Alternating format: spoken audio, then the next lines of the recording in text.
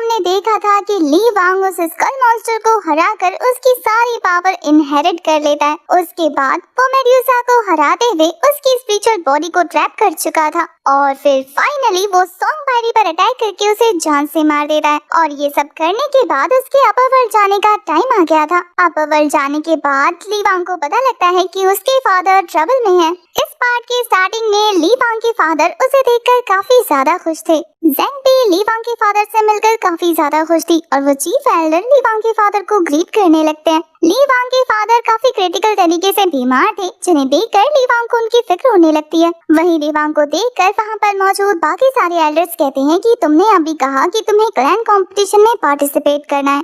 ली वांग कहता है कि मैंने कहा है तो मैं करूंगा भी। पर एल्डर कहते हैं पर तुम कैसे करोगे, तुम्हारी कल्टीवेशन तो गॉड डिपार्चर रियान पर है।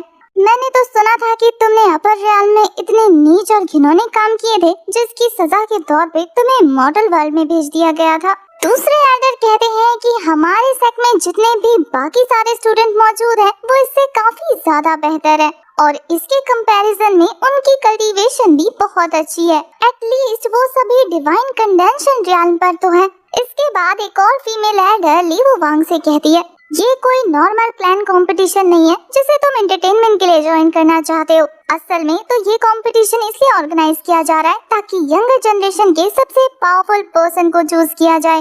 इसलिए इस कंपटीशन में पार्टिसिपेट करने से पहले मैं चाहती हूँ कि तुम एक बार फिर से सोच लो। उन सभी एल्डर्स की बातें सुनने के बाद ली वांग कहता है कि आप लोगों की बातें सुनने के बाद मुझे ऐसा क्यों लग रहा है कि आप लोग नहीं चाहते कि मैं इस कंपटीशन में पार्टिसिपेट करूं। वो बूढ़े एल्डर कहते हैं कि आखिर तुम कहना क्या चाहते हो। ली वांग कहता है कि मेरे आने से पहले आप लोग मेरे फादर को उनके घर से बाहर निकाल रहे थे, उन्हें अपनी पोजीशन को छोड़ने पर मजबूर कर रहे थे। क्या आपको डर नहीं था कि मैं वापस आने के बाद आप लोग उससे रिवेंज ले सकता हूँ? ये सुनकर तो वो बूढ़े एल्डर कहते हैं कि ये लड़का मॉडल वर्ल्ड से वापस आने के बाद कितनी बदतमीजी से बात कर रहा है। तभी दूसरे एल्डर जो कि एल्डर की टीम को लीड कर रहे थे वो कहते हैं कि अगर ये बच्चा ट्राई करना चाहता है तो इसे करने देते हैं। आखिर हम भी तो देखें कि इसके अंदर कितनी एबिलिटी आई है मॉडल वर्ल्ड से वापस आने के बाद। वहीं वो फीमेल एल्डर ली वांग से कहती है कि पहले ही तुम्हें वार्निंग दे रहे हैं, ये लाइफ और डेथ गेम है, तो दूसरों के हाथों मरने के बाद ये मत कहना कि हमने तुम्हें पहले एडवाइस नहीं दिया था। पर ली वांग तो अपने फादर के साथ उनकी बकवास को इग्नोर करते हुए वहाँ से चला जाता है, ये कहते हुए कि दोबारा अगर तुम में से किसी ने मेरे फादर को परेशान करने की कोशिश की तो मैं इस तरीके से चुप नहीं बैठूंगा। तभी सिस्टम ली वांग को अपडेट देती है कि उसने काफी सारी पावर हासिल कर ली है और अब वो वॉइड रियाल्म पर पहुँच गया है। ये कल्टीवेशन की 10th लेवल थी जिसके बारे में वो कहती है कि अब तुम्हें एटर्नल पिल मेथड यूज करना होगा और तुम्हें काफी सारी न्यू टेक्निक्स हासिल हुई हैं, जिसमें से पहला है सोल सील टेक्निक और इसके अलावा अब तुम्हारे पास स्पिरिचुअल बीस्ट के तौर पे 5 कलर स्काई पाइथन भी मौजूद है। ली वांग ज़ेंग के साथ उस बड़े से बोट में ट्रैवल करते हुए कंपटीशन वाले प्लेस पर जा रहा था, जहां अभी भी सिस्टम उसे अपडेट दे रही थी, ये कहते हुए कि तुम्हारी पावर डिवाइन रियाल्म के मिडल पर पहुंची है और ऐसा इसलिए है क्योंकि अब वो अपर रियाल्म में मौजूद है जहां उसकी पावर 50% सप्रेस हो चुकी है। ली वांग सिस्टम से चिढ़ते हुए कहता है कि आखिर मेरी पावर इतनी कम कैसे हो सकती है, मैंने तो उस डेस्टिनी सन को मारा है ना। उसे मारने के बाद मुझे कितनी सारी डेस्टिनी वैल्यू मिली थी जिसका यूज मैंने अपनी कल्टीवेशन को इंक्रीज करने के लिए किया था। वो ज़ेंग के साथ अपनी क्लोजनेस बढ़ाते हुए कह रहा था सिस्टम खुद को अपडेट करो और चेक करो कि क्या ये पावर एग्जैक्टली वही है। सिस्टम ली वांग की बात सुनने के बाद कहती है कि मुझे थोड़ा सा वक्त दो, मैं खुद को अपडेट करती हूँ। इसके बाद नेक्स्ट सीन में हमें उन सभी एल्डर्स को क्लैन कंपटीशन वाली जगह पर दिखाया जाता है, जहां वही फीमेल एल्डर अनाउंस करती है कि ली वांग की फाइट होने वाली है ली याओ से। वो दोनों ही एक दूसरे को देखकर टशन मारने लगते हैं। ली याओ तो काफी केयरफुली अरीना में एंटर होते हुए कह रहा था कि आखिर तेरी हिम्मत कैसे हुई ये सोचने की कि तुम मुझसे लड़ सकता है। ली वांग उसी के बारे में सोच रहा था, वहीं उसके फादर उसे बताते हैं कि इस लड़के की कल्टीवेशन डिवाइन रियाल्म पर पहुंच गई है। ये यंगर जनरेशन का लीडर बनने के लिए सबसे बेस्ट कैंडिडेट है। उसके फादर ली वांग को समझाते हैं कि वो तुमसे बहुत ज्यादा पावरफुल है, तो एक बार फिर से सोच लो, तुम उसे हरा नहीं पाओगे। ली वांग अचानक से कहता है कि अच्छा याद आया, ये बंदा तो वही है ना जिसे मैं बचपन में अपने घोड़े के तौर पे यूज करता था, क्योंकि ये सबसे सस्ता, वफादार और कुत्ते जैसा हुआ करता था। ये सुनकर तो गुस्से से ली याओ का चेहरा लाल हो जाता है। वो कहता है कि भूलो मत, अब तुम पहले जितने पावरफुल नहीं रहे जो तुम अपनी पावर का यूज करके क्लैन के लोगों को बुली करो। आज की फाइट में मैं तुमसे अपने पुराने हिसाब भी चुकता कर दूंगा और फिर तुम कभी मुझसे पंगा लेने के बारे में सोचोगे भी नहीं। ली वांग तो काफी कैजुअली कहता है कि अच्छा ऐसी बात है, और फिर वो अपने मन में सोच रहा था कि एक बार ये सिस्टम अपडेट हो जाए, उसके बाद मेरी पावर और कल्टीवेशन तुझसे काफी ज्यादा हाई हो जाएगी और तुझे तो मैं तब जवाब दूंगा। तभी अचानक से उसके सामने सिस्टम अपीयर हो जाती है जो उसे बताती है कि मास्टर, मैंने अपडेटिंग कंप्लीट कर ली है और मुझे पता लगा है कि अपर रियाल में आपकी पावर डिवाइन रियाल की पीक पर है। थोड़े से कल्टीवेशन के बाद ही आप ब्रेक थ्रू करके नेक्स्ट लेवल तक पहुंच जाएंगे। ये सुनकर तो ली वांग एक इविल स्माइल देते हुए अपनी पावर का यूज करके ली याओ के पास पहुंचते हुए कह रहा था कि बच्चे, तुझे तो मैं वैसे भी सीरियसली नहीं लेता, तो तेरी बातों को क्या ही लूंगा। ली याओ भी मुस्कुराते हुए कह रहा था कि ठीक है, फिर अपनी आंखें खोल के देखो कि मैं बच्चा हूँ या तुम्हारा बाप। ली याओ की डिवाइन रैम की पावर सच में काफी ज्यादा अमेजिंग थी। वो अपनी पावर को रिलीज करते हुए अपने पास से तो बड़े बड़े ड्रैगन रिलीज कर देता है।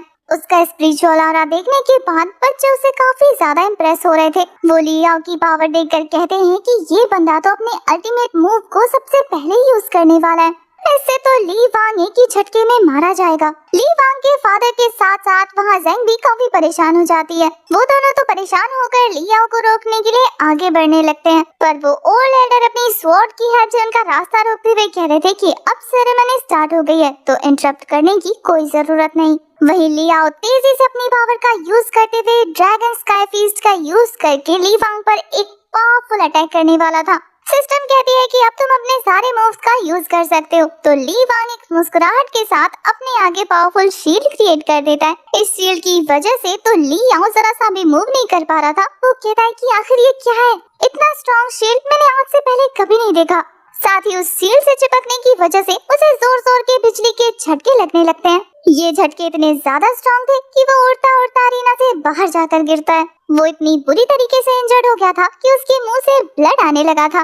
ली वांग की ये पावर देखने के बाद वहाँ मौजूद सभी एल्डर काफी शॉक थे। ली वांग सभी के सामने अपनी स्पिरिचुअल पावर को शो करने लगा था। उसकी कल्टीवेशन देखने के बाद उस एल्डर की आंखें खुली की खुली रह जाती है। उसे तो लग रहा था कि ली वांग की कल्टीवेशन काफी लो होगी, पर डिवाइन रैम की पीक देखने के बाद तो उसके होश उड़ जाते हैं। वहीं वो ओल्ड एल्डर जो इतनी देर से ली वांग को सबक सिखाना चाहता था, वो दूसरे एल्डर्स के पास जाकर कहता है कि ये बच्चा तो सच में अपने साथ स्किल्स लेकर आया है। ली वांग काफी नॉर्मली कहता है कि क्या आप किसी को फाइट नहीं करनी है फैमिली हेड की पोजीशन पाने के लिए, जिससे भी लगता है कि वो मुझे हराकर इस पोजीशन को डिजर्व करता है, तो वो आकर फाइट कर सकता है। बच्चे ली वांग का ये एरोगेंट बिहेवियर देखने के बाद कहते हैं कि तुम सिर्फ डिवाइन रैम की पीक पर हो और घमंड तुम्हारे सर चढ़कर बोल रहा है। क्या तुम्हें हम इंसान नहीं लगते?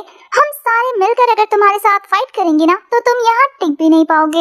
हम तुम्हें अपने यंग मास्टर के तौर पे नहीं देखने वाले, इसलिए हम सब तुमसे फाइट करेंगे। ये बोलने के बाद वो सभी स्टूडेंट्स अपने अपने स्वॉर्ड के साथ अटैक करने के लिए अरीना में कूद जाते हैं। चारों तरफ से आ रहे उन स्टूडेंट्स को देखने के बाद भी ली वांग काफी रिलैक्स था। तो कहता है कि इस दुनिया में 3 तरीके के आंट्स मिलते हैं, उनमें से पहली पावरफुल के आगे सर झुकाती है, दूसरी पावरफुल के लिए काम करती है और तीसरी पावरफुल के इर्द गिर्द घूमती है। और मैं वो अकेला इंसान हूँ जो यहाँ पर पावरफुल है, और अब मैं इन्हें ये दिखाने वाला हूँ कि मुझ जैसा पावरफुल और कोई नहीं।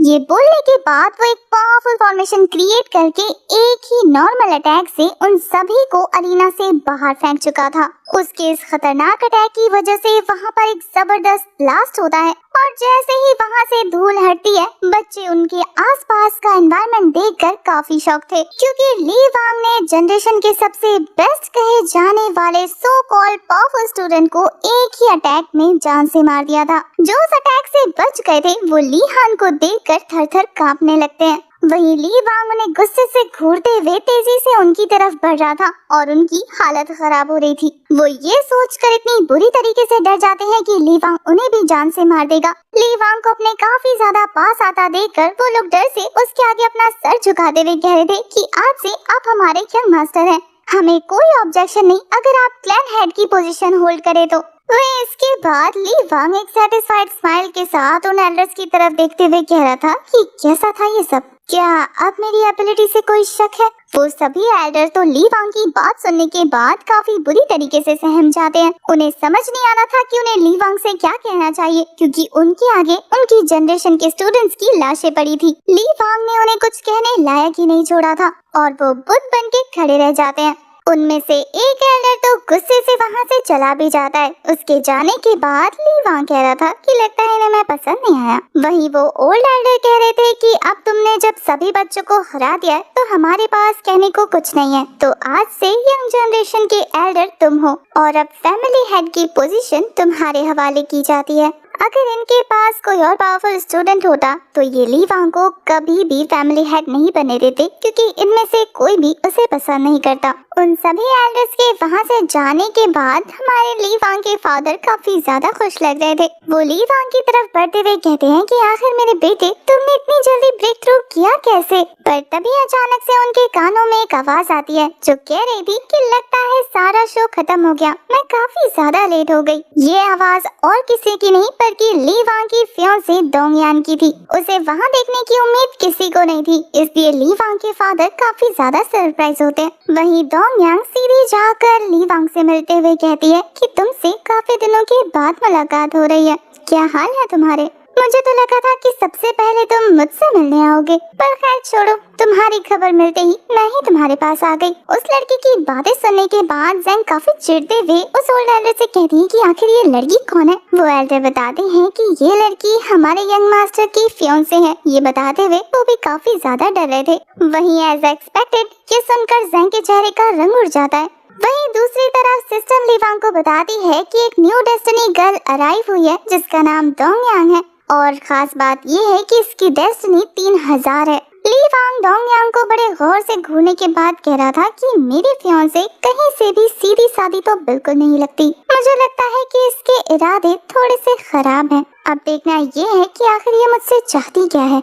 नेक्स्ट सीन हमें ली पैलेस का दिखाया जाता है, जहाँ पर सभी लोग लंच कर रहे थे, पर खाना खाने से ज्यादा तो दो खूबसूरत लड़कियों की आंखें टकरा रही थी। वो दोनों एक दूसरे को खा जाने वाली नजरों से घूर रहे थे। उन दोनों के बीच का ये टेंस माहौल देखने के बाद तो ली वांग के फादर की भी हालत खराब होने लगती है। ली वांग भी उन दोनों लड़कियों को एक दूसरे को ऐसे देखते हुए कह रहा था कि अचानक से मुझे इस जगह की गर्मी बढ़ती हुई क्यों लग रही है। ऐसा लग रहा है जैसे कि मैं बुरी तरीके से फंसने वाला हूँ। वो डोंग यांग को देखकर कहता है कि ये पक्का ये सोच रही होगी कि मेरा बाहर कहीं अफेयर चल रहा है, और दूसरी तरफ वो ज़ेंग को देखकर कहता है कि ये पक्का ये सोच रही होगी कि मैंने जानबूझ के इससे अपनी एंगेजमेंट का छुपाया। तभी एल्डर जू आकर टेंस माहौल को थोड़ा सा लाइट अप करते हुए बताते हैं, पवेलियन मास्टर, मैंने सभी घायल डिसाइबल्स की ट्रीटमेंट के लिए उन्हें भिजवा दिया है और अब सारी चीजें हमारे अंडर कंट्रोल है, घबराने की कोई बात नहीं है। तभी डोंग यांग खड़ी होकर अपनी जगह से उठ के एल्डर के सामने पहुंच जाती है। वो ली वांग के फादर के आगे झुकते हुए कह रही थी कि अंकल, मुझे आपसे एक चीज के ऊपर बात करनी है और मैं चाहती हूँ कि जितनी जल्दी हो सके उतनी जल्दी ये वाला मसला हम निपटा लें। पर डोंग यांग की पूरी बात सुनने से पहले ही ली वांग के फादर ऐसे प्रिटेंड करने लगते हैं जैसे कि उनकी हालत काफी ज्यादा खराब है। वो कहते हैं कि मुझे इतना ज्यादा दर्द हो रहा है, शायद ऐसा इसलिए है क्योंकि मैं उन एंसेस्टर के अटैक से बुरी तरीके से इंजर्ड हो गया हूँ और अब मुझे अनबेरेबल पेन हो रहा है। मुझे लगता है कि मुझे ट्रीटमेंट की जरूरत है।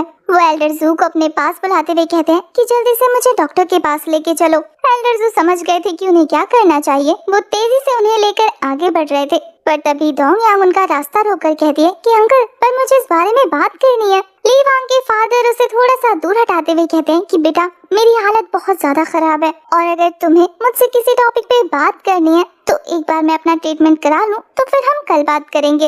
वहीं वो जाते हुए अपने मन में ये सोच रहे थे कि मेरे बेटे के लव अफेयर्स में मैं बिल्कुल नहीं पड़ना चाहता, पहले वो इस मसले को खुद सुलझा ले, मैं इस पे बाद में डिस्कशन करूंगा। ये बोलने के बाद वो एल्डर जू के साथ वहाँ से निकल जाते हैं। ली वांग तो अपने फादर की एक्टिंग देखने के बाद मुंह बनाते हुए कह रहा था कि मेरे फादर को तो एक्टिंग टाइपिंग करने भी नहीं आती है। इस तरीके की नौटंकी करते हुए वो मुझे इस मसले में फंसाकर खुद यहाँ से बच के निकल गए। वैसे मुझे अभी इस चीज पे ध्यान देना चाहिए कि आखिर इस डेस्टिनी लड़की की डेली रूटीन है क्या, इसलिए इससे बात तो करनी होगी।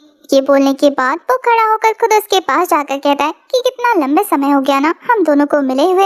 ये सुनकर तो डोंग यांग उसे काफी गुस्से में घूर के देखती है, जिससे बेचारा सहम जाता है और फिर वो अपने मन में सोच रहा था कि मैंने कुछ गलत कहा, इसका रिएक्शन इतना अजीब क्यों था। जहाँ तक मुझे याद है ये लड़की तो काफी ज्यादा सॉफ्ट स्पोकन और बहुत ज्यादा प्यार करने वाली वाइफ थी ना, फिर मेमोरी से रियल लाइफ की इसकी पर्सनैलिटी इतनी ज्यादा डिफरेंट क्यों है। सिस्टम ने मुझे बताया है कि ये एक डेस्टिनी गर्ल है, तो क्या इसकी बॉडी को किसी पावरफुल पर्सन ने होल्ड करके रखा है, जैसे कि मैं ली वांग की बॉडी को कंट्रोल कर रहा हूँ, वैसे ही हो सकता है कि ये किसी और की बॉडी को कंट्रोल कर रही हो। दूसरी तरफ डोंग यांग एक गहरी सांस भरते हुए कहती है कि अंकल यहाँ पर नहीं है, तो अब मैं तुमसे ही सीधी सीधी बात कर लेती हूँ। इसके बाद वो अपने मैरिज कॉन्ट्रैक्ट को बीच में से फाड़ते हुए कह रही थी कि मुझे तुम्हारे साथ इस रिश्ते में नहीं रहना। ये देखकर तो पहली बार ली वांग इस एनिमे में कंफ्यूज था। वो काफी शॉक होते हुए कहता है कि क्या इसने मेरे साथ अपना रिश्ता तोड़ दिया। ये सुनकर तो झटके से ज़ैंग के हाथों से एक पॉट गिरकर नीचे टूट जाता है और वो काफी ज्यादा घबराते हुए वहाँ से भागते हुए कह रही थी कि मैं नया पॉट लेकर आई।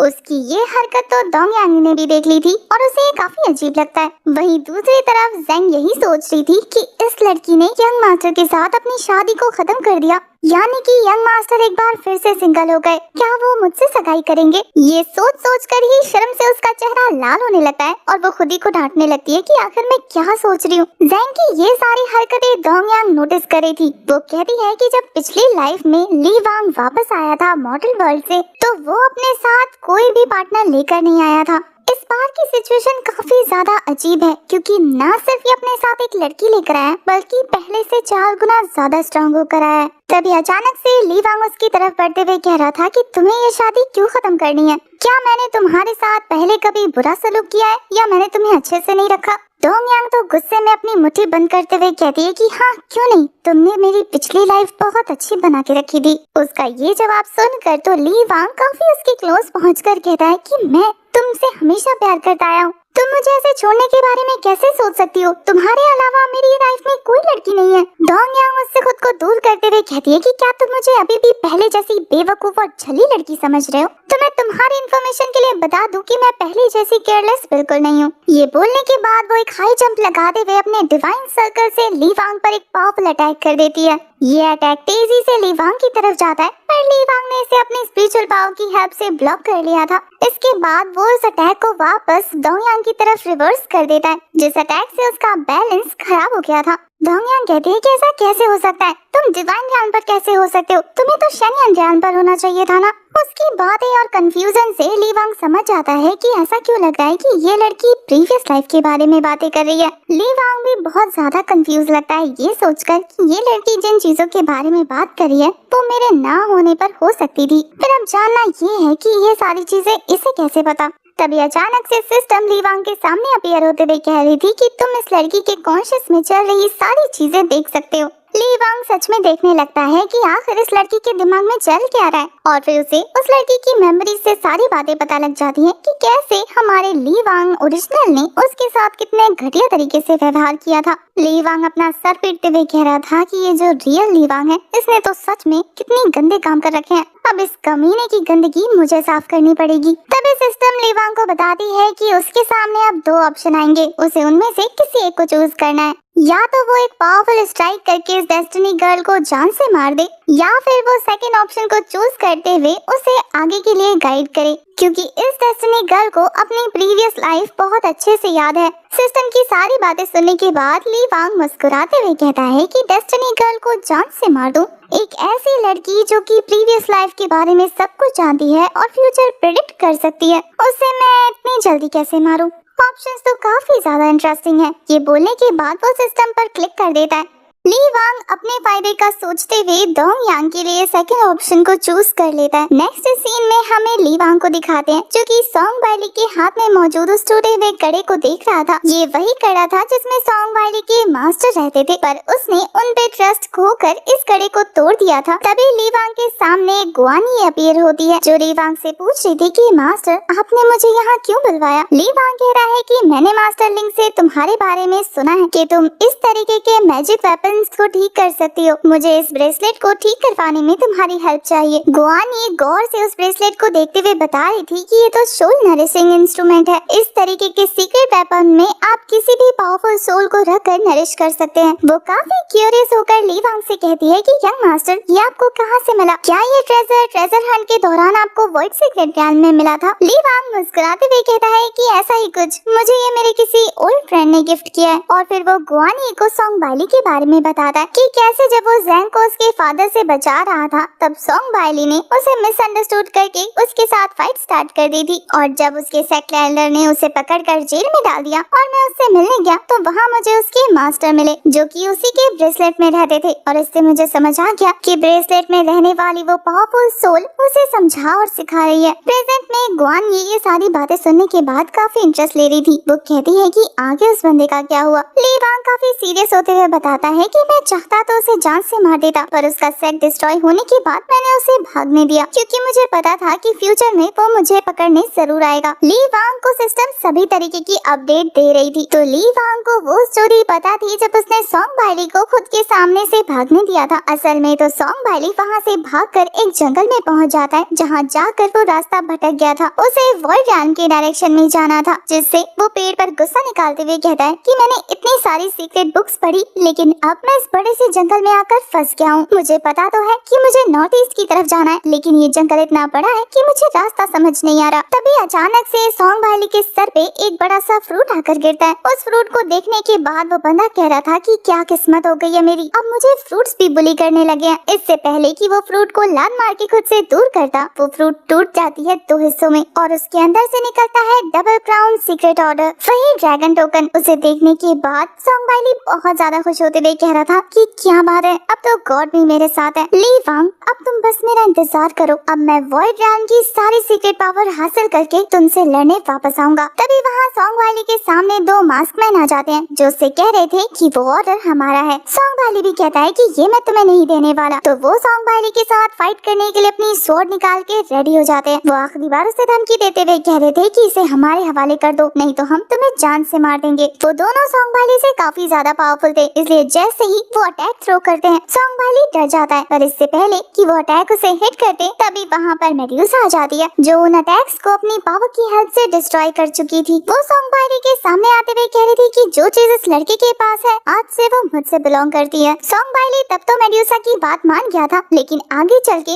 वो ड्यूल कल्टीवेशन करने के बाद मेड्यूसा को धोखा देकर उससे अपना पीछा छुड़ा लेता है। और इसके बाद की स्टोरी तो हमें पता ही है कि कैसे मेड्यूसा ली वांग के पास आती है और उससे हेल्प लेकर वो फिर से सॉन्ग बाइली के सपोर्ट में आ गई थी, पर सॉन्ग बाइली एक बार फिर उसे धोखा देकर उसके हाथ से बच निकलता है, पर वो बेवकूफ लड़की उसे बचाने के चक्कर में अपनी जान गंवा लेती है, वो भी उसी के हाथों। सॉन्ग बाइली तो इतना कमीना था कि वो अपने मास्टर का भी सगा ना हुआ। ली वांग के साथ फाइट के दौरान में वो अपने मास्टर को ही गलत समझते हुए खुद अपने हाथों से अपने मास्टर की रहने की जगह को डिस्ट्रॉय कर देता है। इससे पहले कि उसके मास्टर मर जाते ली वांग उन्हें बचा लेता है। ली वांग गुआनी को बताता है कि कैसे उसने मेडुसा की स्पिरिचुअल बॉडी को ट्रैप कर लिया और ली वांग के मास्टर को अपने पास रख लिया। अब शुरू से लेकर आखिर तक सारी कहानी सुनने के बाद गुआनी कहती है कि ये सॉन्ग बाइली नाम का बंदा तो सच में काफी ज्यादा हिपोक्रेट था। उसने अपनी लाइफ में अपने स्वार्थ के अलावा किसी और चीज को तवज्जो नहीं दी। मुझे ना तो मेडुसा के बारे में ज्यादा पता लगा और ना ही सीनियर चैन के बारे में कि आखिर वो दोनों सॉन्ग बाइली का साथ दे क्यों रहे थे। वैसे इस बारे में यंग मास्टर आपको क्या लगता है, आखिर आपने उन दोनों को अपने पास क्यों रखा? ली वांग मुस्कुराते हुए कहता है कि क्योंकि मुझे वो काफी साफ दिल के और अच्छे लोग लगे। उनका फालतू में इस्तेमाल हो रहा था, पर साथ ही वो अपने मन में काफी खुश होते हुए कहता है कि क्योंकि अब मुझे उनके थ्रू काफी ज्यादा पावर भी तो मिलेगी ना, और इसके अलावा उस सॉन्ग बाइली को मारकर मुझे कितने सारे डेस्टिनी वैल्यू भी तो मिले। तभी अचानक से गुआनी कहती है कि यंग मास्टर आप बहुत ज्यादा अच्छे अच्छे हैं, पर फिर भी मुझे नहीं लगता कि आपको सॉन्ग वाली की किसी भी चीज को अपने पास रखना चाहिए। मैं जानती हूँ कि ये ब्रेसलेट खास है, लेकिन मैं चाहती हूँ कि आप इसे डिस्ट्रॉय कर दे ताकि मैं आपके लिए एक दूसरा बना दूँ। ये बोलकर वो ली वांग के मना करने के बावजूद भी उस ब्रेसलेट को पूरी तरीके से डिस्ट्रॉय कर देती है। बेचारा ली वांग गुआनी की इस हरकत से काफी ज्यादा परेशान था, पर वो उसे कुछ कह भी नहीं पाता। वो तो इतना ज्यादा परेशान हो जाता है कि सर पकड़कर कुर्सी पर ही बैठ गया था। वहीं ली वांग की इस हरकत से गुआनी बहुत ज्यादा कंफ्यूज हो जाती है।